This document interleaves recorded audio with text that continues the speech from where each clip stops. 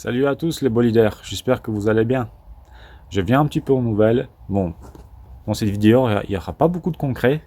Il y a quelque chose qu'ils ont... Quelques petits trucs qu'ils ont changé.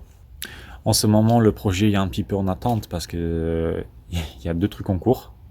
Et il n'y a pas que les swaps dans la vie. Donc on va checker un petit peu en attendant qu'est-ce qui a été fait. Donc les gars, si vous vous souvenez bien, comme on avait parlé dans la précédente vidéo, quand j'avais installé le bloc, enfin non, quand je l'avais installé, quand je l'avais présenté, je dis présenté, pourquoi entre guillemets? Mais pourquoi on fait ça d'ailleurs entre guillemets? Bonne question. Soi-disant ça ressemble des guillemets, mais en fait non, c'est 3 doigts en fait. Hein, ah soit. Bon, on est là pour parler de ça. Donc je disais, quand j'avais présenté le bloc, vous vous rappelez qu'on avait eu un imprévu. C'était au niveau des supports moteurs. Quand j'avais dit que j'avais posté en fait sur le club Supra France qu'une personne m'avait vendu le support et en fait c'est plus compliqué que ça parce que je pensais que les supports qu'il m'avait vendus c'était les bons mais c'était encore pas les bons. Donc enfin, voilà, vous savez quoi, je vais vous mettre en description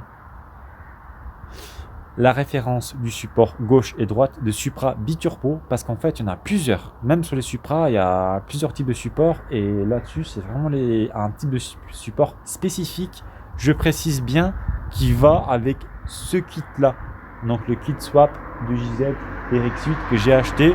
Je vais remettre maintenant cette vidéo dans la description, comme ça franchement ça peut vous faciliter les choses parce que c'est prise de tête, honnêtement c'est trop prise de tête. Donc au niveau du collecteur admission, petite pensée à toi Alexandre Denuel. D'ailleurs je vais vous balancer un petit lien pour tous ceux qui sont intéressés de commander ce type de collecteur. Et non, c'est pas une chinoiserie qui va péter quand on met un bar 5, pas du tout. C'est un collecteur qui est testé, approuvé. Si je me rappelle bien de ce qu'il m'avait dit, je pense que c'était aux alentours de 7 bars. De toute façon c'est simple, il suffit de regarder les soudures. C'est tout propre. C'est du CNC les gars, hein. C'est pas un alu qui est soudé à l'arrache. Hein. Donc voilà. Petit lien vers ta chaîne YouTube Alexandre et aussi vers ta page Facebook, comme ça pour les gens qui veulent commander, bah, il suffit qu'ils te contactent. Donc voilà. Et même si vous voulez passer en papillon électrique, donc il peut essayer de voir, vous adapter une platine en fonction de vos demandes. Donc big up à toi Alexandre. Donc voilà. Alors pour la partie collecteur, ça c'est une partie qu'Alexandre ne va pas aimer. En fait pour le placer, moi ce que j'ai fait un petit peu le bourrin, j'ai pas trop essayé à chercher à comprendre. Bon, je vais prendre la petite lampe. En fait ça m'avait tellement saoulé le soir même. Bah, en fait que j'ai disqué en fait. J'ai disqué le faisceau, la boîte, je l'ai viré, je l'ai mis dans la voiture et en attendant, ça attend. Voilà. Donc voilà ce que ça donne niveau fitement. Comme ça vous avez une petite idée. Donc là dans l'idéal, enfin je sais pas encore si je vais garder celui-ci ou si je vais passer sur un électrique, j'hésite encore. Ici ce serait un coup de... Parce que là c'est du 90. Du 90 cm pour nous les Belges, mais bon 90 parce que c'est beaucoup de Français qui regardent les vidéos. Franchement, les Belges, vu que je suis belge, on devrait regarder un peu plus mes vidéos. Hein. Ah ouais, petite pensée aux gens des îles, avec tous les messages que je reçois et tout, et je vois que vous aimez bien vous ce genre de projet. Après par chez vous c'est connu aussi. Et allez, où est-ce que je n'étais moi? Donc ouais, pour revenir au moteur. Donc collecteur, jauge, j'ai récupéré une jauge de Supra non VVTI pour l'adapter. Attention, avec ce genre de collecteur, vous n'avez plus la patte. Donc moi, ce que j'ai fait ici, je vais vous filmer. Là, plus exactement. Là, on voit bien, j'ai rajouté une patte. Bon, elle est un peu rouillée. Mais voilà. J'ai rajouté une patte pour dire de fixer la jauge. Voilà ce que ça donne. Et là, c'est les raccords qui redescendent vers le bas. Et là, c'est des adaptateurs, pardon, que j'ai rajouté sur le radiateur d'origine de l'RX8. Voilà. Donc n'oubliez pas les gars, pour la jauge, c'est jauge de carter arrière. Ne prenez pas celle de carter avant. Elles sont très similaires, mais c'est pas pareil. Concernant les supports, les voici. Bon, ça c'est la petite durite qui vient de la plaque sandwich. Ce sera quand le turbo il sera là pour alimenter en huile. Donc voilà de quoi ça a l'air et comment ça présente. Ça c'est la petite platine qu'on avait parlé. Ça c'est pour supprimer. Donc vous vous rappelez en fait que sur les 2JZ, GE non VVTI, vous avez le fameux distributeur. Voilà. Donc moi en fait je l'ai supprimé avec la pompe. Mais ça je pense que j'avais tout détaillé sur une de mes vidéos. Donc pour ceux qui veulent vraiment tout savoir, j'avais tout expliqué le passage en turbo. Allez-y sur la vidéo. Comme ça, vous allez plus savoir sur de quoi est-ce que je parle exactement. Donc, vu qu'il y a la pompe du GTE ainsi que la roue crontée, mais du coup là, on retrouve le capteur. Voilà, capteur PMH, chose qu'on n'avait pas d'origine. Là, pareil sur le carter. Voilà, pareil, on l'avait pas d'origine. Voilà, comme ça vous savez prendre des repères. Et de l'autre côté, attendez, je vais vous montrer ça, comment ça tombe. Voilà. Bon, ça tombe pas très loin de la direction, mais voilà. Niveau fittement, c'est plutôt pas mal. Là on voit bien, ça ne touche pas.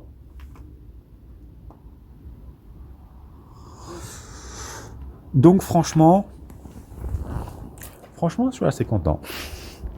Je suis assez content du résultat. Bon, c'était pas mal de galères. Et surtout à faire ça tout seul. Bon, je dis pas que j'ai pas d'amis, hein, c'est pas ça. Mais j'aime pas trop déranger. Et, enfin, dans le sens que... Enfin voilà, tout le monde taffe. Les week-ends, c'est le week-end. J'ai pas envie à chaque fois de demander... Enfin, c'est pas mon style. Si quelqu'un veut me donner un coup de main, ça sera avec plaisir. Mais... je sais pas, j'ose pas demander gâcher une journée du week-end d'une personne. De temps en temps, oui, mais pas abuser. Alors, on va attaquer un petit peu un sujet un peu moins fun. Chose que j'ai découvert. Ce que je vous dis, entre-temps, j'ai pas de sortie vidéo. J'ai fait des recherches et à force de rechercher et avancer dans le swap, forcément, on découvre plus de choses. Bon, ça, c'est un sujet que ça va déranger un petit peu à certains. Et même à moi, ça engendre encore plus de frais. Et moi, j'ai pris des décisions par rapport à cette voiture. Sûr et certain, ça va être une drifteuse. Pourquoi ? Au début, je voulais faire entre grip et drift, mais en fait, ça n'existe pas. Tu peux pas faire une voiture mixte. C'est soit l'un, soit l'autre, en fait. Clairement. Et là, ça m'a encore mis plus la puce à l'oreille. C'est par rapport à la direction. Bon. Comme vous le savez, sur les RX-8, c'est une direction électrique. Bon. Le fait que c'est une direction électrique qui impose un calculateur, un faisceau moteur, enfin un faisceau moteur partie électrique, vous m'avez compris, des capteurs. Donc ici, on a un capteur de couple sur la colonne de direction. On a besoin des capteurs ABS. Ensuite, on a besoin du calculateur moteur. Et oui, parce que sur les RX8, chose que je ne savais pas, et encore merci à toi Alexandre, que lui l'avait découvert aussi, donc c'est une personne avec qui je échange pas mal et on va dire qu'on est vraiment dans le partage, on n'est vraiment pas radar en info, tu vois. Je dis tu vois comme si tu étais entré à côté de moi en fait, tu vois. Donc, tu as besoin du calculateur. Donc ça implique à garder pas mal de pièces d'origine. Donc moi qui veux faire du drift avec cette voiture, en fait ça implique pas mal de choses négatives par rapport à cette direction électrique. Déjà le fait que elle est swappée, j'ai plus le calculateur d'origine. Le faisceau, bon, je vais pas garder celui d'origine, je veux pas me repiquer là-dessus, je vais vraiment partir de zéro. Donc ça aurait été compliqué. Ça aurait été, attention, je dis pas impossible, c'est possible, mais trop compliqué, trop cher pour au final me retrouver avec une voiture que je vais me retrouver en butée de direction, que je sais pas assez braquer. Et toutes ces transformations-là, ça m'aurait servi à rien. Donc les gars, ceux qui font des swaps ou des RX8, tous ceux qui veulent faire ça, réfléchissez bien. Dans le sens, quel type de direction vous voulez garder. Si c'est du drift vraiment, vite fait la fait partir, que vous voulez un 200 chevaux ou 250, bah, je pense qu'il y a un moyen avec l'angle de braquage, mais une RX8 ça braque pas beaucoup. Hein. D'ailleurs, Alex, monsieur drifter qui a la même Mazda que moi, mais avec la même couleur d'ailleurs, avec un rotatif assez énervé. J'ai échangé pas mal avec. J'espère que tu te reconnaîtras si tu verras cette vidéo. Merci pour tes conseils. C'est grâce à toi en fait qui m'a dit qu'en fait ça braque pas beaucoup. Et effectivement, j'ai braqué le volant de gauche à droite et les RX8, c'est vrai que ça braque pas beaucoup. Donc pour ceux qui veulent vraiment faire que du drift avec, vous allez être obligé de passer par la case. C'est ce que je viens de faire d'ailleurs. Acheter une crémaillère de E46. Et je pense que je vais passer par le kit Wispape. Pas le choix. Bon, c'est des frais que je voulais pas les faire dans un avenir proche, mais je vais pas avoir le choix en fait. Je vais pas avoir le choix parce que de 1, je suis limité en angle de braquage. De 2, j'aurai pas de direction assistée. Donc obligé de passer par crémaillère E46 tout simplement. Entre temps, ce que j'ai fait, bon, c'est une petite bricole, hein. Volant Drift Shop. Je ne suis pas sponsorisé par eux, mais je leur dis quand même que c'est Drift Shop. Hein. Frein à main aussi. Bon, je l'ai placé là, parce que moi j'aime bien comme ça, tout simplement. Pour moi, je l'ai placé comme ça, parce que c'est la position qui me plaît le mieux. Sur le côté, ça ne me plaisait pas. Là, il était trop loin. Petite pensée à toi, Salim. Quand tu étais venu à la maison, tu disais qu'il était trop loin, donc tu avais raison. Et là, pour le double, franchement, c'est le meilleur endroit que j'ai trouvé. J'ai découpé dans la console centrale. De toute façon, c'est pas grave, je voulais quand même refaire un tableau.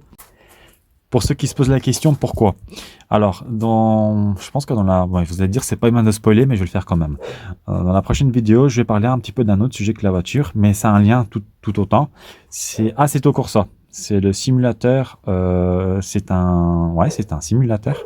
Grid comme drift. Moi, c'est pour le drift. Et moi, je suis pas un expert d'Assetto, mais j'ai relativement un niveau correct. Et par rapport au frein à main, c'est vraiment à ce niveau-là que je me suis habitué. Donc, j'ai vraiment reproduit la position par rapport à mon simulateur. Assetto Corsa, je pense que vous vous êtes rendu compte parce que vous avez vu une nouvelle intro, un petit passage, hein.